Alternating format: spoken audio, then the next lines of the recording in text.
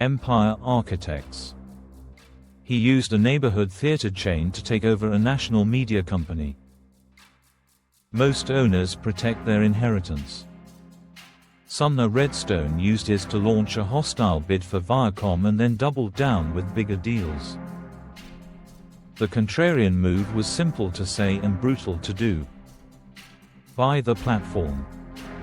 Keep voting control. Push for scale until content and distribution answer to one hand. That decision built a modern media empire.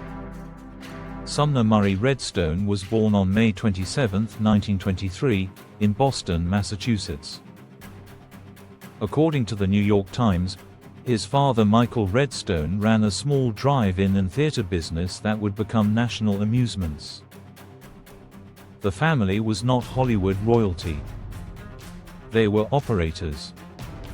Tickets. Concessions. Leases.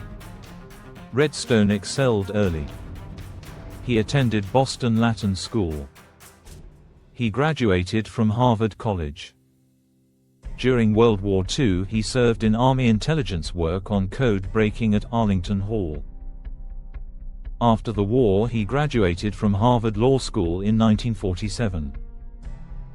Public records show he worked in the U.S. Justice Department and later in private practice. Then he returned to the family business in the 1950s. The theaters taught him leverage and timing. Film schedules move money. Seats unsold are gone forever. Redstone began pushing multiplex concepts and smarter booking. National Amusements grew from a local chain into a regional force. According to company histories cited in major outlets, the strategy was simple. Control the box office experience. Use that cash flow to expand. Then came a personal trial that forged his public myth. In 1979, Redstone survived a hotel fire at Boston's Copley Plaza. He hung from a ledge and suffered severe burns. The New York Times later reported burns over much of his body and a long recovery. He returned to work with scars and a harder edge. The fire did more than mark him. It hardened a belief he would say often. He would never give up control. By the early 1980s, cable networks were rising. MTV, Nickelodeon, Showtime. The pipeline was shifting from theaters and broadcast to cable. Redstone saw a single target that could change his orbit. Viacom. It owned cable networks and syndication. It was far larger than his family company. But the plan did not require size. It required will. He set the stage through National Amusements. He consolidated voting control of the family company. He prepared to move on a public target. Most theater owners stayed in theaters. Redstone drew a bigger circle. Use the steady cash flow from seats and popcorn to bid for the cable networks that shaped the next era. But that is not the full picture. The decision that changed everything was still ahead. In 1987, Sumner Redstone launched a hostile takeover of Viacom. As reported by the New York Times, the deal price was roughly $3.4 billion. It was an audacious move. A theater chain owner was taking on a national media company. He used heavy leverage. He used a tender offer. He used litigation pressure.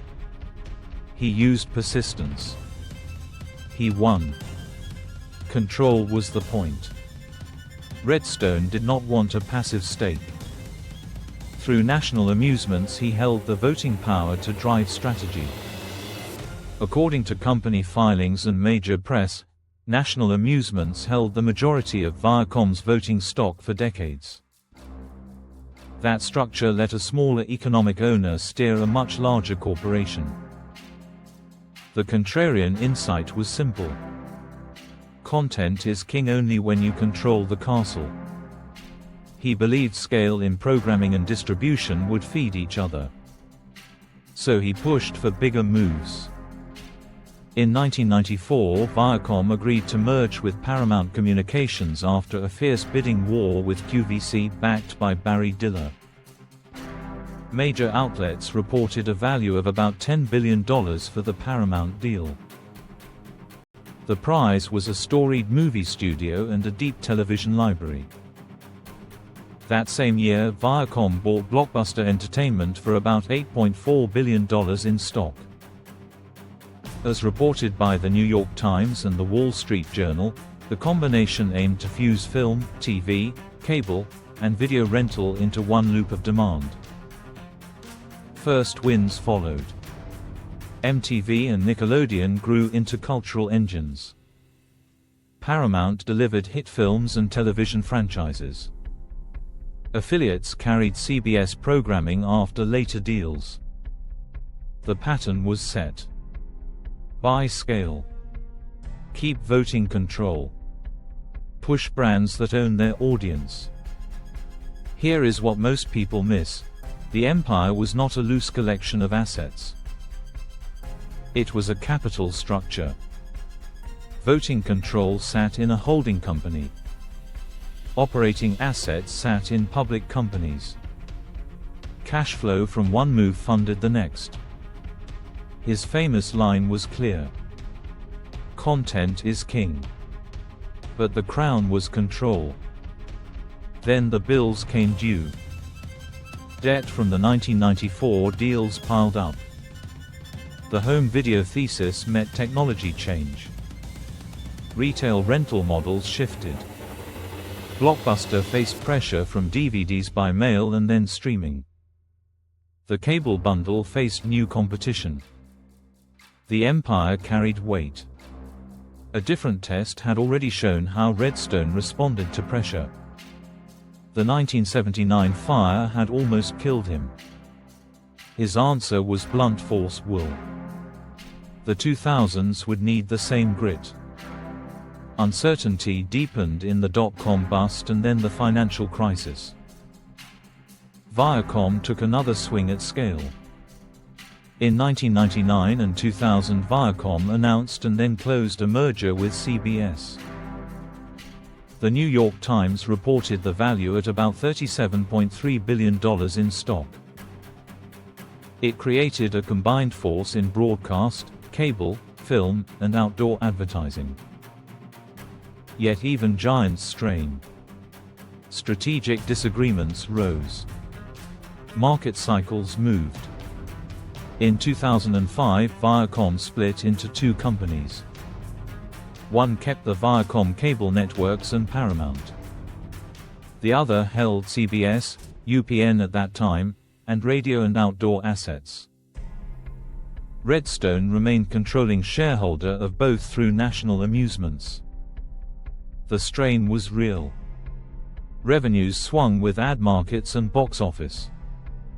Leadership changes were public. Executive exits drew headlines. Lawsuits appeared. According to the Wall Street Journal and other major outlets, governance fights and strategy debates marked the late 2000s and mid-2010s. Redstone stepped down as executive chairman roles in 2016 as his health declined.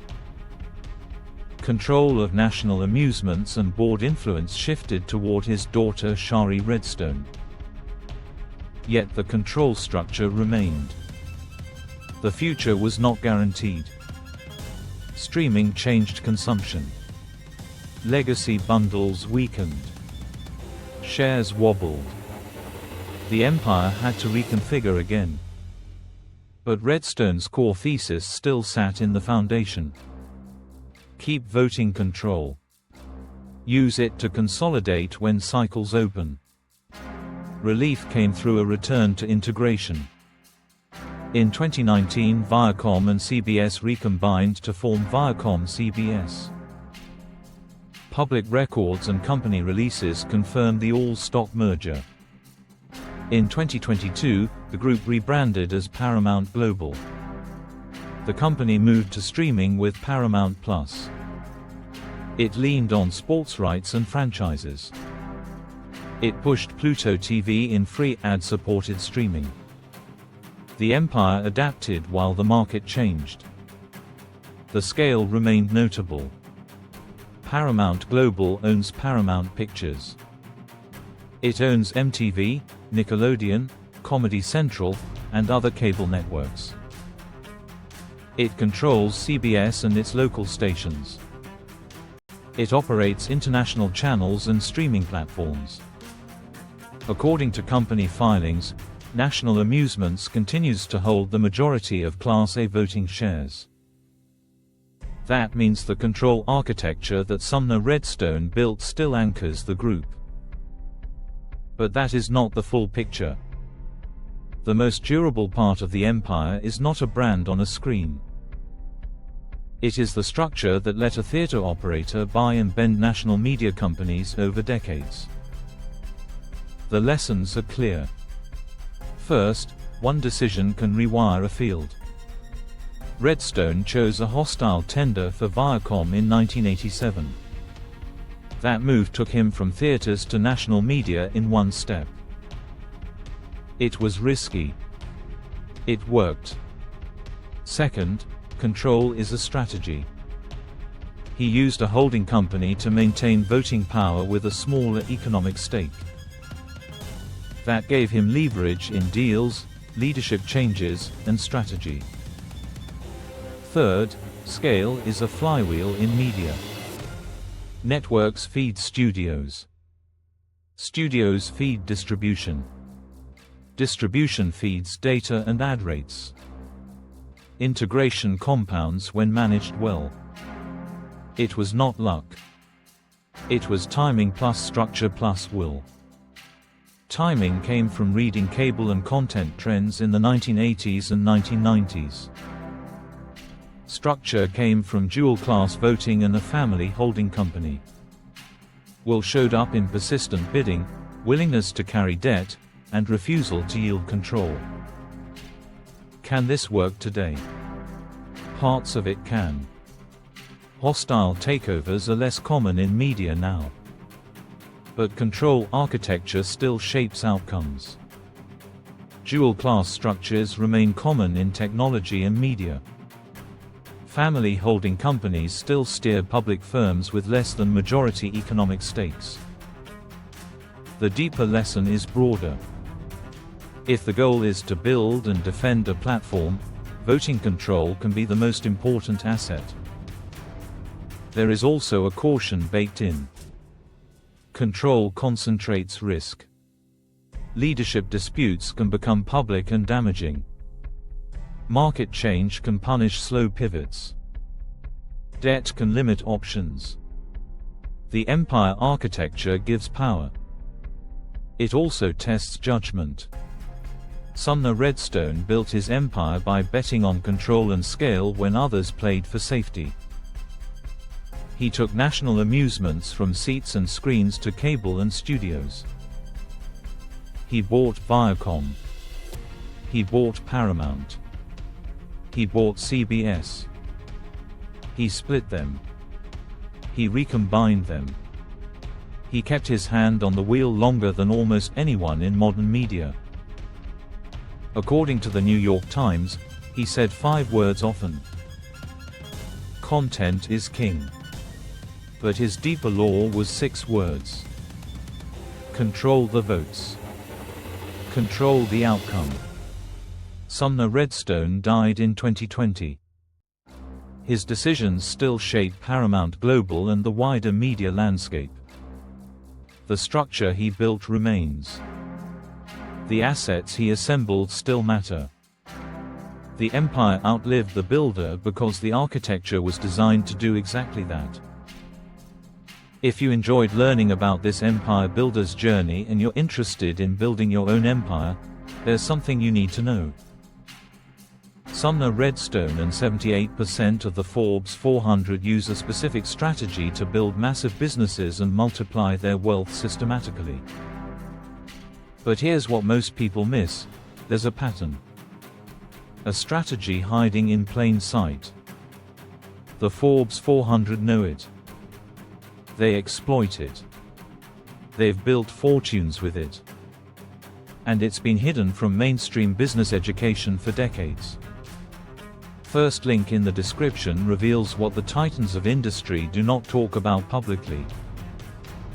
Watch it next. 10 minutes that could change everything.